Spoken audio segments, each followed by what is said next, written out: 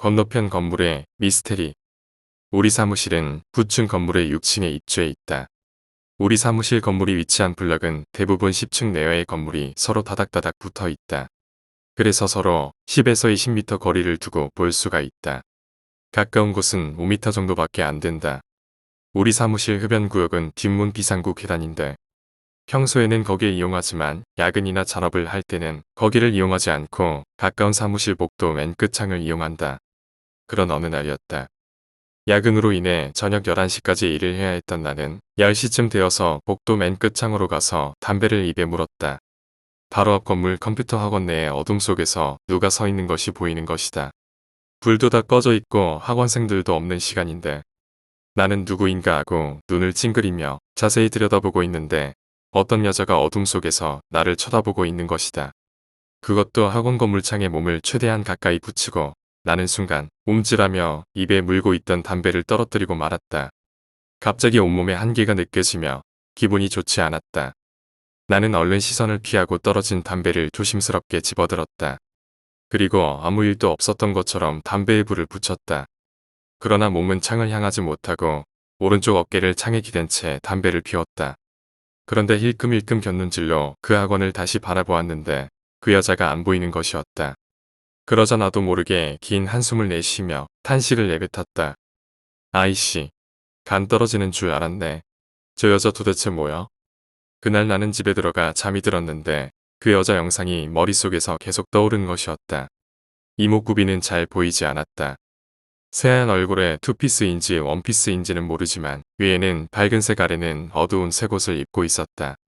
마치 가위라도 눌릴 것 같은 기분에 잠에서 자꾸 깨어나게 되었다. 다음날 회사에 출근한 나는 입사 동기인 2살 많은 형에게 어제의 일을 얘기했다. 그러자 그 형이 깜짝 놀라며 나에게 이런 말을 했다. 너도 그랬냐? 나도 전에 너하고 똑같은 일 겪었어. 그때 나는 더했다. 창밖을 보며 담배를 피우고 있는데 그 학원창에 좁은 폭으로 까만 커튼 같은 게 쳐 있더라고. 어두워서 잘 안 보였는데 난 그냥 커튼인 줄 알았지. 아 씨발 욕하면 안 되는데 지금 생각해도 욕 나오네. 검은색 커튼 같은 게 좁게 늘어져 있어서 이상하다고 생각해서 유심히 들여다보고 있었는데 갑자기 커튼이 확 돌더라고. 라고 형이 말했다. 돌아요? 내가 묻자. 사람 등이었어. 커튼이 사람 머리카락이었던 거야. 머리를 엄청나게 길게 늘어뜨린 여자가 등을 돌려 날쳐 다보는 거야. 나 진짜 그때 심장마비로 죽는 줄 알았다니까. 라고 형이 말했어. 그런데 뭐 하는 여자일까요? 내가 그걸 어떻게 알아? 그냥 학원하고 관계 있는 여자겠지. 아니 그런데 야밤에 애들 컴퓨터 학원에서 밤에 뭐 하는 걸까요? 불도 꺼놓고 창가에 서서. 그러게 말야. 나는 너무 찜찜했다. 나는 귀신을 믿지 않지만 이번 일은 너무 찜찜했다. 그 뒤로 웬만하면 나는 야근 시간에도 복도창에서 담배를 피우지 않았다. 그 여자가 너무 소름 끼쳤기 때문이다. 그런 어느 날이었다. 그날도 야근으로 나는 늦게까지 남아 있었는데 밖이 소란스러운 것이었다. 소방차 한 대와 구급차가 한 대가 컴퓨터 학원 건물 앞에 있는 것이다. 무슨 일인가 하고 나가봤는데 누가 화재 신고를 했다는 것이다. 알고 보니 실제로 화재가 난 것은 아니고 컴퓨터 학원에서 퇴근할 때 바퀴벌레를 잡으려고 연막식 퇴치제를 살포하고 문을 닫고 퇴근해 버려서 다른 층 입주자들이 학원 건물에서 연기가 나는 것을 보고 화재로 오인하여 신고를 한 것이다. 나는 구급차 옆에서 여자 학원 원장에게 소방대원이 훈계하는 것을 엿듣고 있었다. 아니, 원장님, 연막탄 터뜨리면서 건물주나 다른 입주자에게 말도 안 해줬습니까? 아이, 죄송해요. 말해줘야 한다는 건 몰랐어요. 그냥 문만 닫아 놓으면 될 줄 알았죠. 옛날에 이 건물에 불이 나서 여자가 죽었어요. 그 뒤로 건물주나 입주자들이 얼마나 민감해져 있는지 아세요? 옆에서 듣고 있던 나는 깜짝 놀라서 그 소방대원에게 물었다. 여자가 죽었어요? 2년 넘었죠. 이 학원이 들어서기 전에 무슨 미술학원인가 있었는데 불이 나서 보조교사 한 명이 질식사했어요. 나는 의시시한 기분을 억누르고 옆에 있는 원장에게 말을 건넸다. 원장님, 원장님 학원 말인데요. 9시 넘어서도 학원 수업하시나요? 아니요. 왜요? 밤에 보면 불 꺼진 학원 안에 누가 있는 것 같더라고요. 예, 그럴 리가요. 우리는 강화 유리문이랑 방화벽 철문에 모두 시건장치를 하기 때문에 아무도 들어갈 수가 없어요. 그리고 도둑 맞은 물건도 없고요. 컴퓨터 학원인데 웬만한 시건장치는 다 해놓거든요. 아닌데 진짜로 누가 있거든요. 저만 본 것도 아니고요. 왜 그러세요? 무슨 귀신이라도 있다는 거예요? 아니 그게 아니라 나는 더 이상 말을 이을 수 없었다. 사무실로 돌아온 나는 그 학원 건물이 자꾸 눈에 거슬렸다. 그런데 이것으로 이상한 일이 끝난 것은 아니었다. 그 뒤로 나는 얼마 동안 야근이 있어도 복도 창가에서 담배를 피우지 않았다. 무섭지는 않았지만 기분이 나빴기 때문이다. 그러나 무슨 이유에서인지 며칠이 지나자 나는 뭔가에 이끌리듯이 다시 그 창가로 가서 담배를 피우게 되었다. 그냥 정체가 무엇인지 확인하고 싶었나 보다. 입사 동기인 그 형도 그런다고 했다. 그런데 한 달이 넘도록 그 여자는 보이지 않았다. 그냥 그렇게 해프닝으로 끝나는 것 같았다. 예전에 그 여자가 귀신이었다. 아니었다 하면서 그 형과 술자리에서 안주거리로 논쟁을 벌이기도 했다. 그런 어느 날이었다. 나는 그 형과 같이 야근을 하게 되었다. 11시가 다 되어갔을 것이다. 업무를 거의 종료할 시점에 나는 복도 창가로 나와 담배를 입에 물었다. 고개를 숙이고 불을 붙여 길게 한 모금 들이마시고 고개를 들어 연기를 내뿜는데 앞 건물의 그 여자가 나를 쳐다보고 있는 것이다. 나는 순간적으로 연기가 목에 걸려 계속 콜록거렸다. 미친 듯이 기침을 하다가 다시 고개를 들어 학원 건물을 쳐다보았다. 그 여자가 나를 계속 보고 있었다. 나는 그 여자를 계속 응시하며 조용히 핸드폰을 꺼내 사무실 안에 있는 형에게 전화를 했다. 그리고 가는 숨소리로 형에게 외쳤다. 형, 그 여자야. 창밖을 봐. 사무실 내에서는 정면은 아니지만 창에서 45도 각도로 왼쪽을 보면 그 학원 창문이 보인다. 형, 구요? 아니, 아무것도 없어. 잘 봐. 지금 계속 날 쳐다보고 있어. 안 보인다니까. 잠깐 기다려. 내가 거기로 갈게. 형이 이곳으로 온다는 말에 나는 전화를 끊고 그 여자를 곁눈질로 살폈다. 그런데 갑자기 그 여자가 등을 돌려 그 긴 머리를 늘어뜨리며 어둠 속으로 사라지는 것이다. 그런데 그 순간 나는 뭐가 이상한다는 것을 눈치챘다. 어두워서 잘 보이지는 않았지만 머리카락이 이상했다. 보통 사람이 움직이면 머리카락이 흔들려야 하는데 그 여자가 움직일 때는 전혀 그런 게 보이지 않았다. 그냥 등이 까만 것이다. 분명 머리카락이 아니었다. 형이 복도 창가로 달려 나왔다. 야, 어딨냐? 갔어. 장난친 것 아니지? 진짜야. 아 씨발 어떤 년인지 아주 우릴 심장마비로 죽이려나 보다. 형, 근데 뭐가 이상해. 그 여자 머리카락이 이상해. 너 등이 까맣다고 하려고 했지. 순간 형의 말을 듣고 나는 등골이 오싹해졌다. 사실 나도 처음 그 여자가 등 돌릴 때 긴 머리카락과 몸이 같이 움직이는 것 보고 정말 이상하다고 생각했는데 맞아 형. 그 여자 머리카락이 아니야. 지금 내가 본 것도 머리카락이 아니라 그냥 등이 까만 거야. 시바. 이건 완전히 공포 특급이네. 전에 죽었다던 미술학원 선생 귀신인가 보다. 그 뒤로 우리 사무실엔 거의 반은 장난식으로 받아들이며 옆 건물에 귀신이 산다고 소문이 났다. 이 사실을 그 학원 원장도 알았는지 우리만 지나가면 엄청나게 째려보고 경멸의 눈치를 보내곤 한다. 그런데 사실인 것을 어찌하랴. 나와 형은 어쩌면 저 원장이 뭔가 감추고 있을 것이다라는 별별 상상을 다해가며 그 기이한 현상을 풀이하려고 무척 애썼다. 그 후로 얼마 동안 그 여자는 나타나지 않았다. 사실 나타나지 않은 게 아니라 야근 시간에도 웬만하면 사무실 뒤 비상계단에서 담배를 피웠다. 잡다한 물건이 쌓여있고 냄새가 퀴퀴해서 아무도 없는 야근 시간대에는 비상계단보다 복도 창가를 주로 이용했었다. 그러나 그 여자와 마주치기 싫어서 그냥 참고 비상계단을 이용했다. 그러던 어느 날 나는 경기도 포천에 있는 어머니 집을 들르게 되었다. 때마침 옆집 형님이 놀러 오셨는데 그분 직업이 소방관이었다. 한참 대화를 나누다가 화재 진압 현장에 관한 얘기가 나왔다. 야, 현장에 들어가서 불에 타 죽은 시체가 여자인지 남자인지 어떻게 구별하는지 아냐? 그냥 옷차림이나 몸 상태 보면 되지 않아요? 야, 그걸 까맣게 탄 놈을 보고 어떻게 구별하냐? 전에 지하 노래방 화재 현장에 갔는데 무슨 물건이 탄 줄 알고 만졌는데 뭐가 미끈거리면서 껍질이 벗겨지는 거야. 사람이었어. 헉, 끔찍하네요. 그런데 현장만 보고 여자인지 남자인지 어떻게 알아요? 남자는 보통 계속 출구를 찾으려고 바둥거리다가 출구나 복도의 큰 대자로 누워서 죽어. 그런데 여자는 숨을 곳을 찾다가 비좁은 공간에서 웅크리고 죽지. 보통 책상 밑에 같은 데서 여자 시체가 발견되지. 그렇군요. 그런데 그 다음에 이어지는 형님의 말이 나를 다시 잊혀져가는 공포로 몰아넣었다. 그래서 여자는 뭉클이고 죽기 때문에 아픈 멀쩡하고 등만 까맣게 타는 경우가 많아. 나는 둔기로 머리를 얻어맞은 것처럼 정신이 멍해졌다. 아무 말 없이 멍하니 있자 형님이 의아한 듯이 나에게 말을 건넸다. 너 왜 그러냐?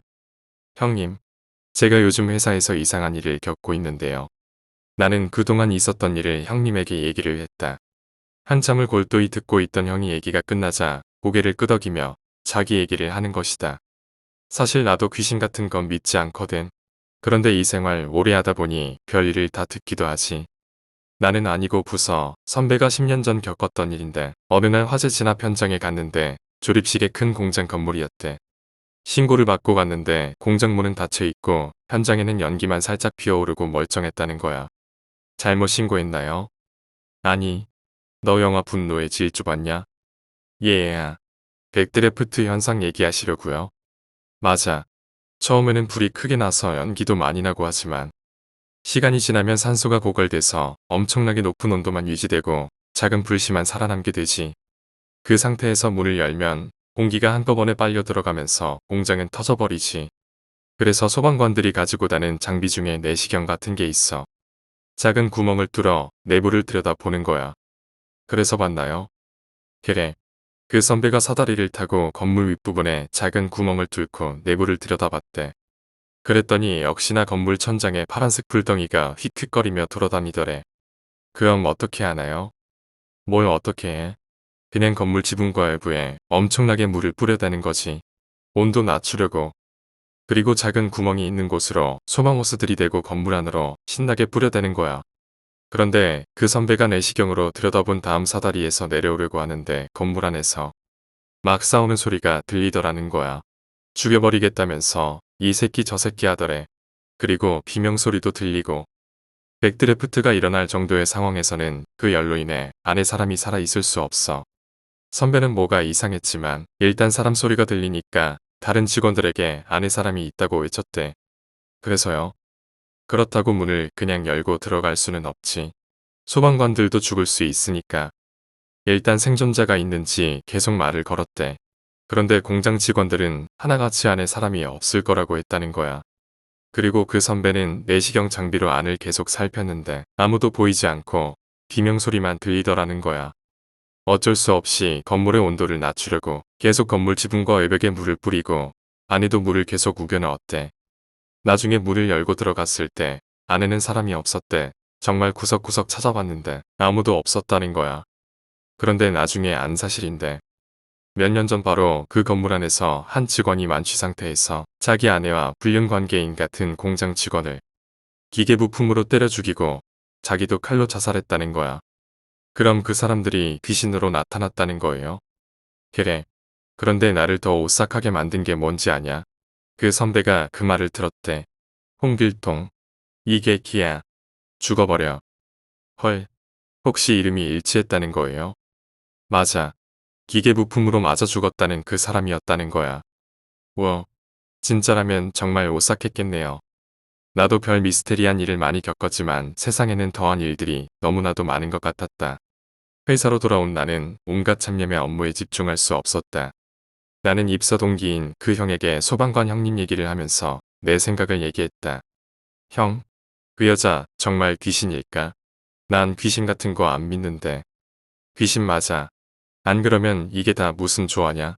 타 죽었다던 그 여자가 귀신으로 나타나 저 건물을 맴돌고 있는 거야. 혹시, 형, 저기 학원 원장이 뭔가 감추고 있는 게 아닐까? 우릴 쳐다보는 모습을 보면 경멸한 것 같기도 하지만 뭔가 우리를 두려워하고 있는 것 같기도 해. 그냥 지네 학원에 영향을 줄까봐 그러겠지. 소문이 애들한테도 들어가봐. 귀에 막심하겠지. 그런가? 어찌되었든 그 여자 다시는 안 나타났으면 좋겠다. 솔직히 무섭다기보다는 그 여자를 보고 나면 그날 잠도 설치고 다음날 하루 종일 일이 꼬이고 되는 게 하나도 없어. 혹시 모르지. 그냥 미친 도둑년이었을지. 어쨌든 정말 재수없는 년이야. 그러던 어느 날 오후 2시쯤이었다. 옆 건물 학원 원장이 우리 사무실로 쳐들어와 먹고함을 찌르는 것이었다. 아니 당신들 우리 학원 말아먹을 거야? 지금 무슨 소문 내고 다니는 거야? 다들 같이 망해볼까? 계속되는 귀신 소문에 참다 못한 학원 원장이 열받은 것이었다. 마늘처럼 삐쩍 마르고 정말 당찬 여자였다. 사무실에 10명이 넘는 남자들이 있는데도 고래고래 소리를 지르며 우리를 고소하겠다고 협박을 서슴지 않았다. 부장이 가까스로 원장을 진정시키고 다시는 이런 일 없도록 약속하겠다고 확답을 주었다. 그러자 그 원장은 씩씩거리며 나가면서 나와 형에게 손가락질을 하며 경고했다. 멀쩡하게 생긴 사람들이 그렇게 살지 마. 알았어? 우리는 그냥 쥐 죽은 듯이 듣고만 있었다. 그런데 그 원장이 뭐라고 혼자 궁시렁거리며 나가는 것이다. 자세히 알아들을 수는 없었는데 니들도 죽은 년 어쩌고 저쩌고 하는 것이다. 어찌되었든지 그 귀신 같은 여자만 나타나지 않으면 된다. 원장이 다녀간 뒤로 한 달이 넘게 흘렀다. 야근을 하여도 계속 비상 계단에서만 담배를 피우니 그 여자를 볼 일이 없었다. 그리고 어쩌다 복도 창을 이용해도 그 여자는 보이지 않았다. 지금까지 일어났던 일은 점점 기억 속에서 잊혀져가는 사건이 되어갔다. 그러던 어느 날 형과 나는 또다시 같이 야근조로 남게 되었다. 11시가 넘어 우리는 퇴근 준비를 하고 사무실을 나서려고 했다. 그런데 형이 갑자기 야 그 여자 있나 보고 갈래? 이러는 것이다. 호기심에 나도 그러자고 동의했다. 우리는 복도 맨 끝창으로 뚜벅뚜벅 구두 소리를 내며 걸어왔다. 헐, 이게 웬일인가? 그 여자가 있는 것이다. 그 여자를 보자마자 형이 갑자기 마구 손을 흔들고 가운데 손가락을 세우며 여자에게 욕을 하는 것이다. 야, 샹년아 여기다. 여기. 어디 잡아가봐. 이 못된 년아. 형은 두려움을 없애려고 하는지 아니면 내 앞에서 위세라도 보이려고 하는지 몰랐다. 저 앞 건물은 우리보다 한 층의 높이가 조금 높다. 그 컴퓨터 학원도 우리와 같은 6층이지만 그 학원을 보려면 약간 올려다봐야 한다. 나는 계속 그 여자를 주시했다. 자세히 살피니 이상한 게 한두 가지가 아니었다. 창에 서 있지만 여자가 멀어 보인다. 나는 갑자기 심장이 터질 것만 같고 다리에 힘이 쫙 풀려버렸다. 나는 복도 창틀을 잡고 무릎을 꿇으며 주저앉아 버렸다. 그리고 계속 거칠게 숨을 내쉬었다. 헛, 형 가만 있어봐. 너 왜 그래? 귀신 들렸냐? 우와 미치겠다. 야, 너 진짜 왜 그래? 형, 전에 사무실에서 형이 왜 그 여자를 못 봤는지 알겠어. 왜? 아 씨발 욕 나오네. 지금 앞에 있는 저 여자 저기 있는 게 아냐. 우리 바로 머리 위에 있어. 7층 말야. 저 여자 이 건물에 같이 있는 거라고. 형이 무슨 상황인지 알아차린 듯 한마디 내뱉었다. 아 씨발 소름 끼쳐. 진짜 저거 뭐하는 년이야. 나는 눈에 눈물이 다 글썽거렸다. 그리고 고개를 숙인 채 형에게 물었다. 형, 아직 그 여자 있어? 응. 나는 고개를 들어 그 여자를 쳐다보았다. 바로 그때 그 여자 또다시 그 까만 등을 보이며 돌아섰다. 저 여자 어디 가는 거야? 우리는 복도 맨 끝창에 있었다. 우리가 등지고 있는 반대편 복도 맨 끝에는 엘리베이터가 있다. 저 여자 내려오는 것 아냐? 형의 이 한마디에 나는 정신이 번쩍 들었다. 형, 경비실로 가자. 우리는 미친 듯이 엘리베이터를 향해 뛰었다. 나는 순간 엘리베이터가 무서웠다. 그리고 하필 엘리베이터가 9층의 정지에 있는 것이다. 엘리베이터가 7층을 거쳐 내려온다는 생각에 나는 엘리베이터를 타기 싫어졌다. 문이 열렸는데 그 여자가 떡 서 있다고 상상하니 우금이 저렸다. 형, 그냥 계단으로 내려가자. 그래 나도 같은 생각이야. 우리는 엘리베이터 옆에 계단으로 미친 듯이 뛰어내려갔다. 어느 사무실에서 엘리베이터를 쓰는지 내려오는 중간에 땡하는 종소리가 들렸다. 나는 태어나서 엘리베이터에 땡하는 종소리가 이렇게 무서워 본 적이 없었다. 평소에 들리지도 않던 종소리가 왜 이렇게 크게 들리는지 가슴이 터질 것만 같았다. 아저씨. 1층 현관에 내려온 우리는 경비 아저씨를 급하게 찾았다. 순찰 중이라고 써있는 경비초소 앞에 놓여있는 푯말 하나에 우리는 기운이 확 풀어졌다. 그리고 우리 등 뒤로 다시 엘리베이터 종소리가 들렸다. 깽. 심장이 터져 버릴 것 같았다. 다행스럽게도 경비 아저씨였다. 무슨 일 있어? 경비 아저씨는 후레쉬 하나와 열쇠 꾸러미를 들고 엘리베이터에서 내렸다. 아저씨 7층 사무실에 좀 갑시다. 뭔 일인데? 7층에 웬 이상한 여자가 있어요. 그러자 경비 아저씨의 얼굴이 일그러졌다. 그래? 이 아람에 누가 있다고? 아저씨 빨리 가보자니까요. 거긴 빈 건물인데. 우리도 알아요. 그냥 사무실 안에만 들여다보자니까요. 아저씨는 귀찮다는 듯이 궁시렁거리며 우리와 엘리베이터를 타고 7층으로 향했다. 2층, 3층, 4층, 5층, 6층, 그리고 7층. 깽. 가슴은 계속 두근거리고 있었지만 애써 나는 침착하게 보이려고 애썼다. 경비 아저씨는 두꺼운 방화벽 철문을 열쇠로 열기 시작하며 계속 궁시렁거렸다. 아니, 이렇게 잠겨 있는데 누가 있다는 거야? 이거 말고도 안에 문이 또 있어. 철문이 열리자 강화 유리문이 앞에 보였다. 강화 유리문은 쇠사슬로 묶여 있고 자물쇠로 채워져 있었다. 강화 유리문까지 열리자 경비 아저씨는 내부 조명 스위치를 켰다. 무슨 사업체가 있었는지 천장과 바닥이 화려하게 인테리어로 꾸며져 있었다. 교육장으로 쓰였는지 80평이 되는 큰 홀이 하나 있고 작은 방이 3칸으로 꾸며져 있었다. 100평 가까이 되는 텅 빈 공간에 퀴퀴한 시멘트 냄새가 진동을 했다. 오랫동안 비어있다는 증거다. 우리는 여기저기 마구 뒤졌다. 작은 방의 문을 열 때는 무섭기도 했지만 조심스럽게 여기저기 살폈다. 그러나 아무도 없었다. 아이 진짜 짜증나네. 아무도 없잖아. 그런데 경비 아저씨가 대뜸 우리에게 물었다. 자네들 여자 귀신 봤구마. 헉, 아저씨 어떻게 아세요? 이 얘기 건물주가 들으면 안 좋아할 텐데 전에 이곳에 다이너스티라는 다단계 회사가 입주해 있었는데 사무실에서 먹고 자는 사람들이 많았었거든. 그런데 일주일에 한 번꼴로 여자 귀신을 봤다는 사람들이 나타나기 시작했어. 밤에 창가에 서서 밖을 내다보는 여자가 있다는 거야. 그 여자 귀신이에요. 몰라 나도. 나는 한 번도 본 적이 없거든. 그냥 한 번 보면 왜 나타나냐고 물어보고 싶은데 그 여자 때문인지 모르지만 여기 사업이 잘 안 돼서 사무실 빼고 나갔지. 그 뒤로 계속 몇 달 동안 입주도 안 되고 계속 비어 있는 거야.